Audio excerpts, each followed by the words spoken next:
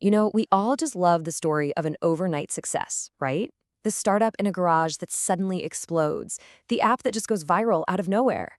But what if that whole story is a myth? And what if believing in it is the one thing that's actually holding you back? So today, we're going to tear that idea apart. It all comes down to this thing called the lottery ticket fallacy. It's this belief that your big project is basically a ticket you buy, and you just cross your fingers and hope it's the winner. But here's the problem. When you treat your work like a lottery ticket, you're expecting this massive win without putting in the work to build the foundation. And what happens when that first ticket isn't a winner? You think the game is rigged, or even worse, you think you're just not cut out for this. And this really gets to the heart of it. Real success isn't some random bolt of lightning that just zaps you from the sky. No, it's way more like a tree. You have to plant a seed, you have to water it day in and day out, and you have to understand what's happening with the roots long before you ever get to see any fruit. To really see what this looks like in the real world, let's follow an entrepreneur. His name is Julian. He totally bought his lottery ticket, he believed the myth, and, well, he was about to face a very harsh and very, very quiet reality. See, Julian had what he thought was the perfect product, a super sleek, minimalist travel organizer. He poured every penny of his life savings into a high-end prototype and this really flashy launch video. He had this quote-unquote revolutionary marketing plan and was convinced the internet was just going to explode with orders. But the internet stayed quiet. Crickets. He refreshed the page and refreshed it again and again, but the little counter on his website showing live visitors, it was just stuck on a stubborn, unmoving 0. His big launch was a total crash. He was completely defeated. Julian told his mentor, a woman named Sarah, that he was done. It was over. But she offered a perspective that just changed everything. She told him the launch, that wasn't the work. That was just the ribbon-cutting ceremony. The real work, the messy, foundational, day-to-day work of actually building something, that was only just beginning. Okay, but what does finally starting even mean? Well, for Sarah, the very first lesson is a huge mindset shift. You have to stop taking failure personally and start using it strategically. In other words, you need to perform an autopsy on the project. A project autopsy forces you to take off your heartbroken artist hat and put on your detached investigator hat. All those boxes of unsold products in the garage? They aren't trash, they're evidence. Failure isn't a final verdict on your talent, it's just data, and it's waiting for you to analyze it. And this autopsy isn't some vague idea. It's a really clear 4-step procedure. First, you write down your hypothesis, what you thought was going to happen. Second, you find the friction. Where exactly did the chain break? Third, you state the reality, just the cold, hard, non-emotional data. And fourth, this is the most important part, you plan your pivot. You identify just one variable to change for the next experiment. So when Julian actually did his autopsy, he found the real culprits. And it had nothing to do with him not being talented enough.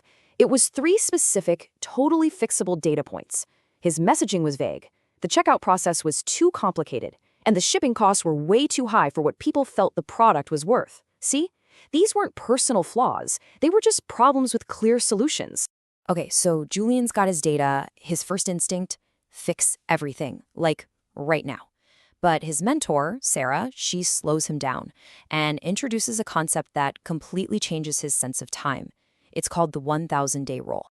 This is the unwritten rule for building anything meaningful from scratch. To avoid completely burning yourself out, you shouldn't expect a full-time living or even stability for about 1,000 days. Yeah, that's nearly 3 years. Now, I know that sounds incredibly daunting, but this timeline is designed to protect you, not discourage you. It's broken down into 3 phases. The first year or so is the survival phase. Your only job is finding product market fit. Year 2 is the optimization phase. You focus on unit economics, basically making sure you earn more from a customer than it costs you to get one. And year 3 is the scaling phase. This is where you build systems so the business can finally run without your constant attention. So the point here is absolutely crucial. Knowing the mountain is high helps you pace yourself. You stop looking at your watch every 5 minutes wondering, are we there yet? Instead, you pack the right supplies and you settle in for the long journey. Most people quit on day 300, right when they finally have enough data to succeed, all because they expected to be rich by day 100. So now we've got the right mindset with the autopsy, and we have a realistic timeline with the 1,000-day rule. But what do you actually do for all those days? Well, it all comes down to learning the difference between being busy and being productive. There's a huge difference between two types of work. First, there's the hustle trap. This is all the high-volume, low-value stuff, sorting emails, tweaking the font on your website, arguing with strangers on social media. It's exhausting, so it feels productive. And then there's the deep lever. This is the work that actually creates value, the 1 or 2 actions that truly move the business forward. This little audit makes it crystal clear. Think about your day. Are you spending it on $10 an hour busy work? Or are you focused on the $1,000 an hour deep levers, like negotiating better deals with suppliers? Or, and this is the big one, actually talking to your customers. Hustle culture makes it so easy to avoid the scary high-value work because it lets us stay comfortable being busy with the easy stuff. So just as Julian is starting to find his rhythm, this huge, well-funded competitor called PackSwift shows up, and it feels like game over. But Sarah gives him this amazing analogy. The giant corporation is a massive cargo ship. Sure, it can carry more, but it takes 5 miles just to turn around. But you're a speedboat. Your small size is your single greatest advantage. And this is the key to handling competition. Julian couldn't outspend PackSwift. Of course not. But he could outlisten them. He started talking to his customers and discovered they were using his little travel organizer for their medical supplies.